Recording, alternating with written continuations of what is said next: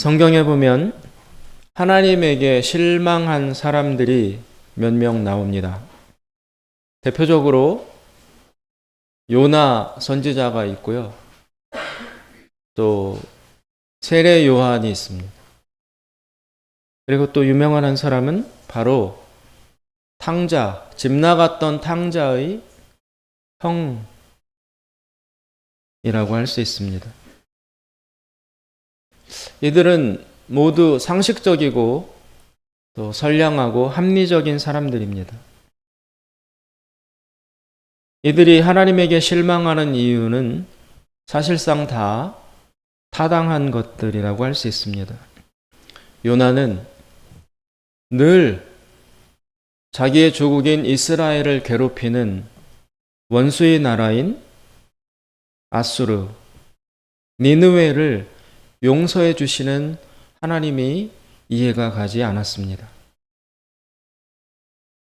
세례 요한은 예수님이 약속된 메시아로 오셔서 심판을 행하실 줄 알았는데, 그런데 예수님께서 오셔서 하시는 일을 보니까 영 이상하다.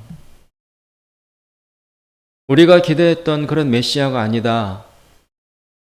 그래서 의심하면서 흔들립니다. 또 유명한 그 허랑방탕했던 탕자의 형은 자신은 요령 한번 안 피우고 아버지 밑에서 성실하게 일했는데, 동생은 일찌감치 집을 나가서 창녀와 어울리고 유산으로 미리 받았던 그 많은 돈을 다 탕진하고 거지가 돼서 집으로 돌아왔습니다. 그런데 아버지는 그 허랑방탕한 아들에게 화를 내기는커녕 잔치를 베풀어주고 아주 격렬하게 환영을 해 주었습니다. 그런 아버지의 행동 앞에서 이 형은 생각합니다. 그러면 뼈 빠지게 일한 나는 뭔가?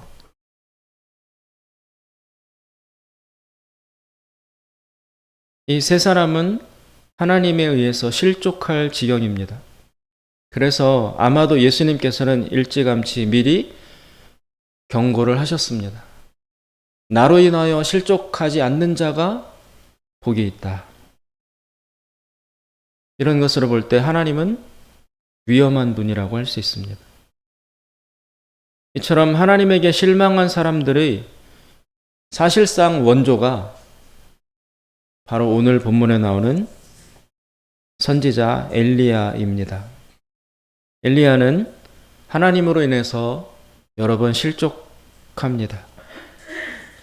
갈멜산에서 하나님의 엄청난 능력을 보였음에도 불구하고 이세벨의 죽인다는 위협에 쫓겨 돌아온 그 실패 후에 엘리야는 하나님에게 죽여달라고, 차라리 데려가 달라고 절규합니다. 엘리야 입장에서는 얼마나 허무하고 황당했을까요? 하나님의 거대한 능력을 보였는데 왕과 왕비와 백성들이 그 능력 앞에 굴복하기는커녕 더 불처럼 타올라서 24시간 안에 엘리야 너를 죽이지 않으면 내 성을 갈겠다. 손가락에 장을 지지겠다. 이러면서 덤벼오니까 그런 시나리오는 엘리야는 한 번도 예상치 못한 것이었어요. 그래서 허탈하게 됐습니다. 아니, 내가 최선을 다해서 사실상 성공했는데 그 결과가 아무것도 없다니. 그래서 엘리야는 사막으로 도망가서 계속 누워서 잠만 자게 되었습니다. 그런데 그 엘리야는 한 번 더 실망을 경험하게 됩니다. 그 이야기가 바로 오늘 본문에 나오고 있습니다. 하나님은 엘리야를 시켜서 아합에게 너는 심판받을 것이다. 너의 집안의 모든 남자들을 하나님이 다 쓸어버릴 것이다. 너의 아내도 이세벨도 죽을 것이고 그 죽은 시체를 개들이 뜯어먹고 핥을 것이다 라는 비참한 아합 집안에 오게 될 강력한 심판을 전하라고 하셨어요. 그래서 엘리야는 그 말씀 그대로 아합에게 가서 전했습니다. 그런데 또 전혀 뜻밖의 일이 일어난 거예요. 그 악명 높은 아합이, 죄와 하나님 기뻐하시지 않는 악한 일만 일평생 일삼아오던 아합이 오늘 엘리야가 가서 하나님의 심판을 전하고 경고했더니 이 사람이, 찔러 피 한 방울 안 나오는 그 사람이 갑자기 회개를 하는 거예요. 금식하고 막 알아눕고 걷는 것도 천천히 걷고 완전 근신하고 반성하고 회개하는 자세를 아합이 취하는 겁니다. 그래서 엘리야가 1차적으로 놀랐어요. 아니, 이 사람이 회개를 다 할 줄 아나? 그것도 뜻밖이었는데, 두 번째 엘리야에게 찾아온 일은 더 놀랄 일이었습니다.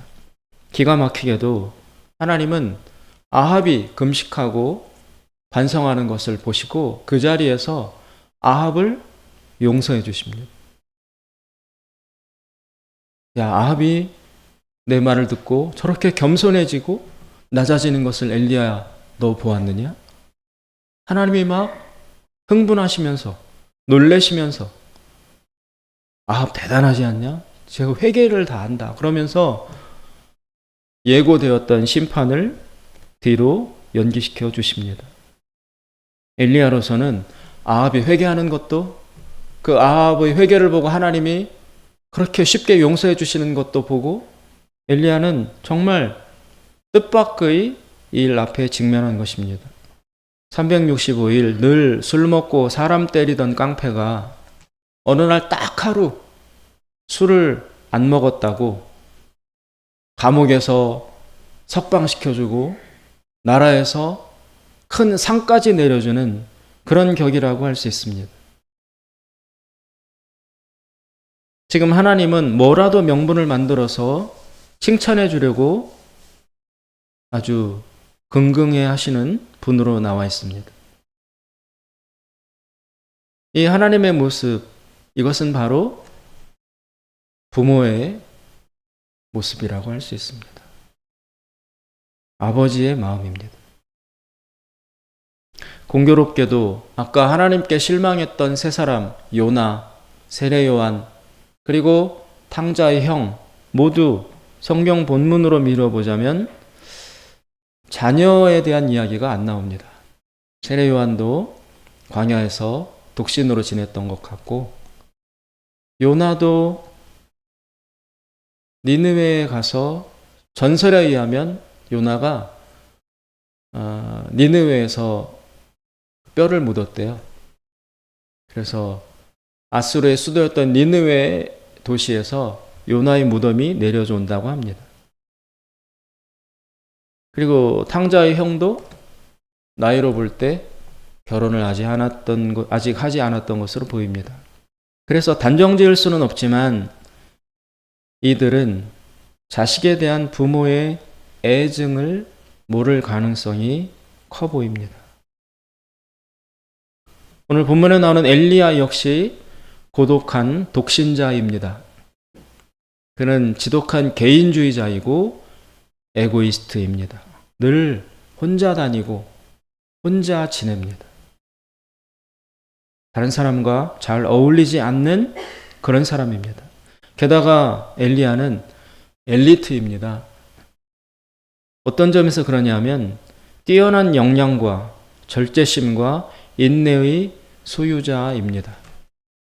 이 사람은 하나님이 너 3년 동안 시냇가 옆에서 까마귀가 물어다 주는 것만 먹으며 지내라 했더니 군말 않고 3년 동안을 시냇가 옆에서 노숙을 합니다. 또 거기를 떠나서 이방 땅인 사르밧으로 가서 과부의 집에 빌부터 얹혀 살아라. 엘리야로서는 참 난처한 일인데 가난한 과부에게 가서 얹혀 사는 것, 쉽지 않은 일인데 엘리야는 가서 또 다 순종합니다.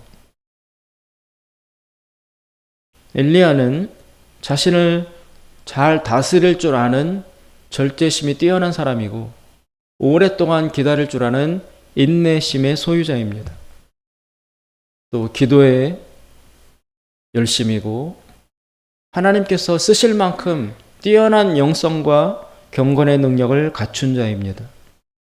그렇기 때문에 흠잡을 데가 별로 없어요.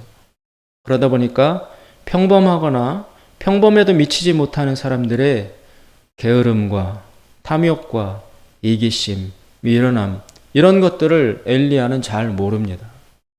자신은 안 그렇거든요. 이 사람은 욕심도 잘 다스리고 교만하지도 않고 이기적이지도 않고 게으르지도 않아요.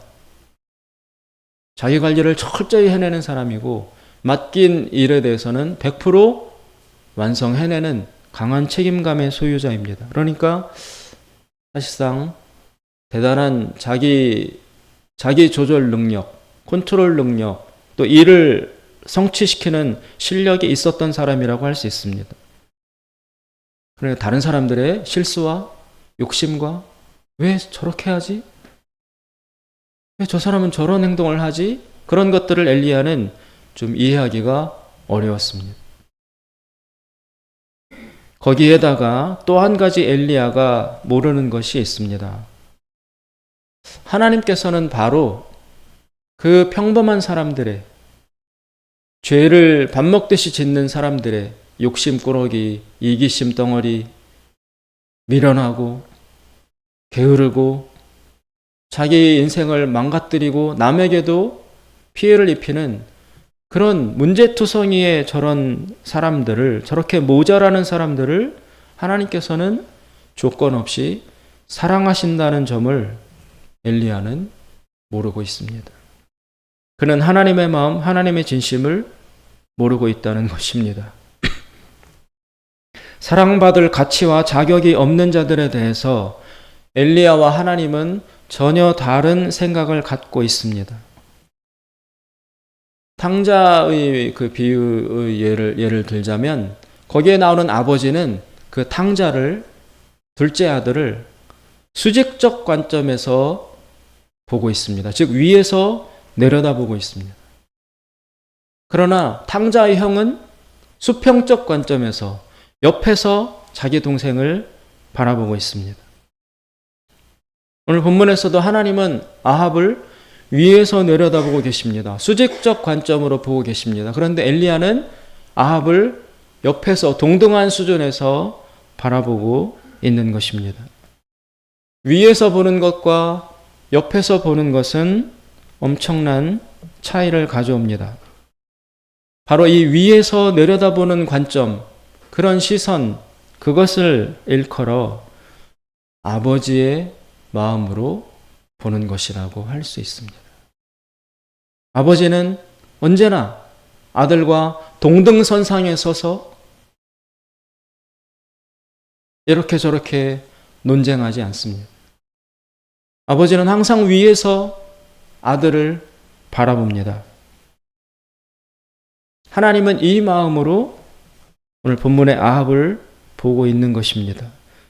아합은 엄청난 죄인인데도 하나님은 그를 자녀로 보고 계신 것입니다. 이러한 관점의 차이는 유명한 다윗에게서도 나타납니다. 다윗의 노년에 아들 압살롬이 아버지 다윗에게, 왕인 다윗에게 반란을 일으켰어요. 아들인데 자기 아버지에게 쿠데타를 일으켜서 왕위를 빼앗겼다고 칼 들고 아버지 다윗에게 지금 공격해 오고 있는 중이에요. 그래서 그때 다윗은 할 수 없이 목숨을 보존하고자 맨발로 울면서 왕궁을 나와서 광야로 피난을 갑니다. 얼마나 비참했겠습니까? 자기 친아들이 아버지를 죽이겠다고 칼 들고 덤벼들고 있으니 그 권력이라는 것이 무엇이길래 아들이 자신의 친아버지를 죽이겠다고 하는 이런 비극까지 벌어지는 것을 보면 참 비참할 심정을 금할 수 없었을 것입니다. 그렇지만 다윗은 아들에게 쫓겨서 피난을 가면서도 그 압살롬을 아들이라는 관점에서 바라보는 시각에서 벗어나지 못하고 있습니다. 여전히 다윗은 위에서 압살롬을 바라다보고 있는 것입니다. 반면에 군대 장관, 그때 당시 이스라엘의 국방부 장관이겠죠. 군대를 책임지는 요압이라는 사람은 이 압살롬이 일으킨 반란을 진압하러 군대를 끌고 압살롬에게로 갑니다. 이 요압은 압살롬을 바라보는 시각이 전혀 다릅니다. 애누리가 없습니다. 요압은 철저히 압살롬을 쿠데타를 일으킨 반역 죄인으로만 보고 있습니다. 그래서 요압은 압살롬을 가차없이 칼로 쳐서 죽여버립니다. 같은 일을 두고 다윗과 요압 두 사람이 같은 압살롬을 보는 시각이 굉장히 다릅니다. 다윗은 압살롬이 죽었다는 소식을 듣고 그가 반역자임에도 불구하고 하염없이 애통해하면서 통곡합니다. 압살롬아, 압살롬아. 이름을 부르면서 뼈아프게 웁니다. 그러나 그때 그 시간 요압은 눈물을 흘릴 이유가 없어요. 저 반란자 놈을 처단했는데 왕이 나를 칭찬해 줘야 되는데 오히려 슬퍼서 울고 있는 점에 대해서 요압은 섭섭함을 느껴요. 내가 뭘 잘못했지? 자기를 공격하는 저 반역자를 내가 칼로 처단해서 다윗을 위기 가운데 건져주었는데 그럼 나한테 수고했다, 고맙다라고 말을 해야 될 텐데 그 말은커녕 내 앞에서 자기 아들 죽였다고 저렇게 애통하게 울면 그러면 나는 뭐야? 자신을 위해서 이 일을 했는데 내 보는 앞에서 슬프다고 울면 그럼 나는 뭐 한 거지? 헛짓한 건가? 요압은 그때 시험에 들어요. 이런 일이 왜 벌어지냐면 다윗에게 있어서 압살롬은 반역자임과 동시에 부인할 수 없는 자신의 아들이었던 것입니다. 압살롬은 다윗에게 죄인인 동시에 그러나 자신의 피 같은 자식이었던 것입니다. 이렇게 다윗이 압살롬을 바라보는 관점과 시각이 바로 하나님의 입장과 동일합니다. 하나님에게 우리 인간은 모두 죄인이면서 하나님이 구원하시기 원하는 하나님의 자녀들입니다. 시각이 이중적이죠. 죄는 징벌해야 하지만 그러나 저 죄로부터 건져야 되는 안타까움의 대상이기도 한 것입니다. 부모라면 자녀에 대해서 누구나 다 사랑과 동시에 증오는 아니지만 마음에 들지 않는 부분에 대한 미움과 판단과 지적, 이것이 공존하는 것을 부모라면 누구나 다 경험해보고 알 수 있을 것입니다. 따라서 위에서 보는 것과 옆에서 보는 것은 엄청나게 다르다고 할 수 있습니다. 우리가 사는 지구는 여러분 아시는 것처럼 에베레스트 산 8,848m라는 높이를 가진 엄청나게 높은 산도 있고 저 태평양 바닷속, 저 깊은 심해에는 바닷속에 수천 미터까지 들어가는 바닷속의 낮은 곳도 있고 그래서 8,000m 높고 몇천 미터 바닷속으로 들어가고 이런 굴곡이 심한 울퉁불퉁한 표면을 지구는 가지고 있지요. 그런데 멀리서 보면, 저 위에서 보면 지구는 동그랗게 보이고 매끄럽게 보여요. 여러분 당구공 아시죠? 당구공. 당구공이 얼마나 매끄럽습니까? 표면에 군더더기 하나 없이 동그랗잖아요.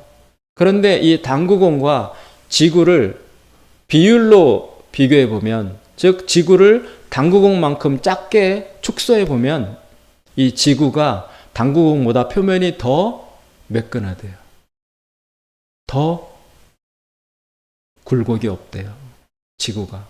우리가 보는 이 지구는 이렇게 산도 많고 바다도 깊고 한데 위에서 보면 당구공보다 더 매끄러운 표면을 가진 것으로 보인다는 것입니다. 옆에서 보는 것과 위에서 바라보는 시각은 결정적인 차이를 가지고 있습니다.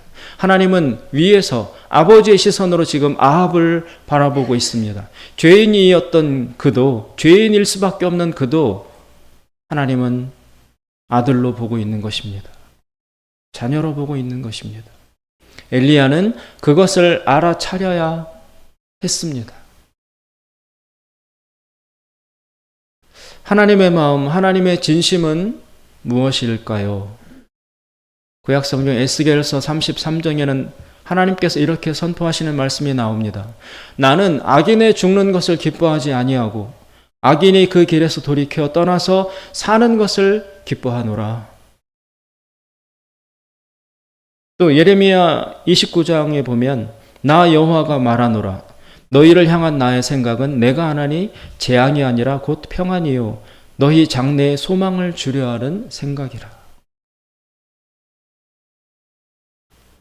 하나님의 사람들은 하나님의 이 자기 선포를 뼛속 깊이 기억하고 체득해야 합니다. 하나님의 본심, 하나님의 진심, 하나님의 아버지로서의 마음을 이해해야 합니다. 그래야만 실족하지 않을 수 있습니다. 신약성경의 베드로는 예수님으로부터 사역 명령을 받았습니다. 내 양을 먹이라. 내 양을 치라. 그것은 하나님의 마음, 아버지의 마음, 예수님의 마음, 목자의 마음을 요구하는 것입니다. 베드로는 이제 준비가 됐습니다. 하나님의 양을, 예수님의 양을 먹일 준비가 되었습니다. 그러니까 예수님께서 너는 이제부터 내 양을 먹이라라고 사명을 부여하시죠. 왜 베드로는 준비됐다고 할 수 있냐면 베드로는 실수를 해봤어요. 실패를 해봤어요. 그리고 죄도 지어봤어요. 이제 인간이 무엇인지를 알게 되었던 것입니다. 그러나 실수와 실패와 죄를 짓고 끝난 것이 아니라 그 다음에 거기에다 덧붙여서 예수님으로부터 값없는 용서까지도 받아 보았습니다. 그래서 베드로는 이제 다른 사람을 두 가지 시각으로 볼 수 있게 되었습니다. 죄인이면서 그러나 동시에 구원해야 될 하나님의 자녀로. 베드로는 이제 아버지의 마음을 갖게 된 것입니다. 주변의 사람들을 단지 옆에서만 동등선상에서만 보는 것이 아니라 저 위로 올라가서 위에서 수직적으로 아버지의 입장에서 사람을 바라볼 수 있는 그런 마음과 눈을 베드로는 소유하게 되었던 것입니다. 그래서 예수님은 너는 이제부터 양을 먹이라 라는 명령을 내리신 것입니다. 인간을 향한 연민, 죄인을 향한 이해심, 긍휼, 공감 이런 마음이 있어야 하나님은 목양 명령을 내리십니다. 그런 마음이 없으면 하나님은 그 사람에게 사명을 부여하시지 않습니다. 단지 비판만 할 줄 알고 단지 문제만 지적할 줄 알고 옆에서만 바라보는 그런 날카로운 시선만 가지고 있는 사람에게는 다른 사람을 섬기고 목양하라는 양을 먹이라는 그 목자의 명령을 하나님은 주시지 않습니다. 주실 수가 없습니다. 구약성경 이사야 선지자는 이렇게 말했습니다. 우리는 다 양 같아서 각기 제 길로 갔거늘 여호와께서는 우리의 죄악을 그에게 담당시키셨도다. 여기서 그가 누구입니까? 바로 예수님이십니다. 그는 죄 없이 우리의 모든 죄를 담당했습니다. 용서는 값싼 것이 아닙니다. 하나님의 아들의 피가 값으로 들여졌기에 우리가 용서받을 수 있는 것입니다. 따라서 우리 역시 용서가 쉬운 것은 절대로 아닙니다. 누가 용서가 쉽다고 했습니까? 용서는 극히 어려운 것입니다.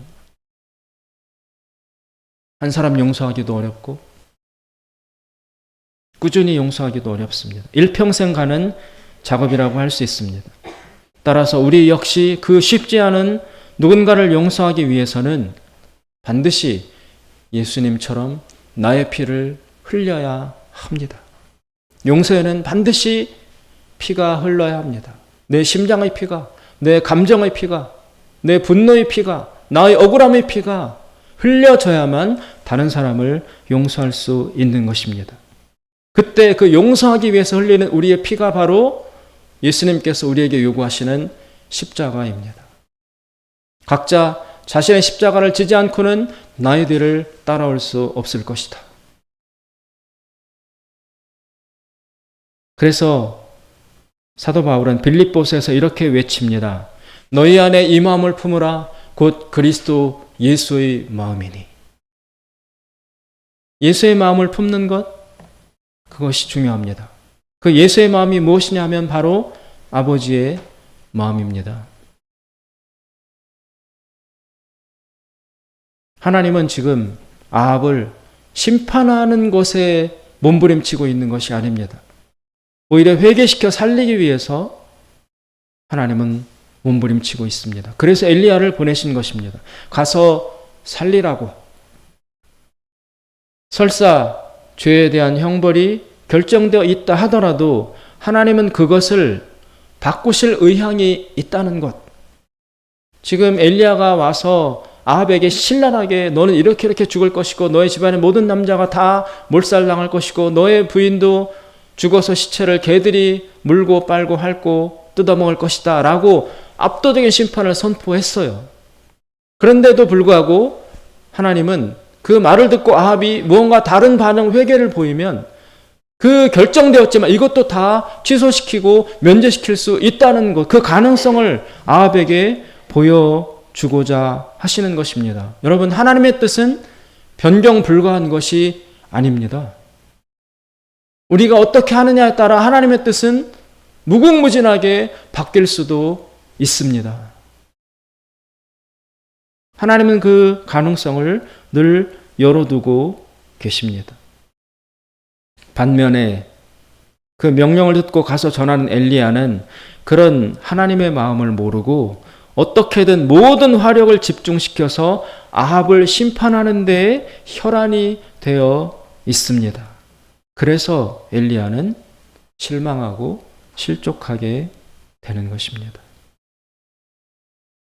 하나님 아버지의 마음을 이해하고 회복하면 비로소 우리의 눈이 새롭게 열리게 되어 있습니다. 그러면 모든 것을 제대로 볼 수 있게 됩니다. 그래서 눈이 밝아지면 우리의 모든 것이 제자리를 찾게 됩니다. 이 하나님의 마음을 우리 속에 품지 아니하면 이 하나님이 보시는 위에서 바라보시는 아버지의 눈과 마음을 우리가 배우지 아니하면 우리의 삶은 대단히 힘들게 될 것입니다. 그리고 고독하게 될 것입니다. 외롭게 될 것이고 어두워질 것입니다. 하나님 아버지의 마음, 예수 그리스도의 마음을 품는 자가 바로 예수님의 제자입니다. 그리고 그렇게 품게 되는 하나님 아버지의 마음, 그것이 바로 우리가 그토록 소망하는 성령 충만의 상태라고 할 수 있습니다. 용서하기 어려운 이웃과 형제와 친구와 원수를 두고 있는 우리 모두 이 문제를 풀어갈 수 있는 가장 첫 번째 단계는 그 사람을, 그 일을 옆에서 똑같은 수준에서 보는 것이 아니라 저 위로 올라가서 하나님 아버지의 마음으로, 눈으로 위에서 내려다 볼 수 있도록 기도하여 이 위로 올라가게 되는 그 일, 그것을 먼저 해야 할 것입니다. 우리가 세상에 나가서 만나는 사람들에게 베푸는 이 너그러운 용서와 사랑과 자비와 아버지의 마음, 아버지의 눈, 이것을 통해서 여러분 주변의 길 잃은 영혼들이 하나님께로 많이 많이 돌아오게 되기를 주님의 이름으로 축원드립니다. 기도하겠습니다. 자비로우신 하나님 아버지,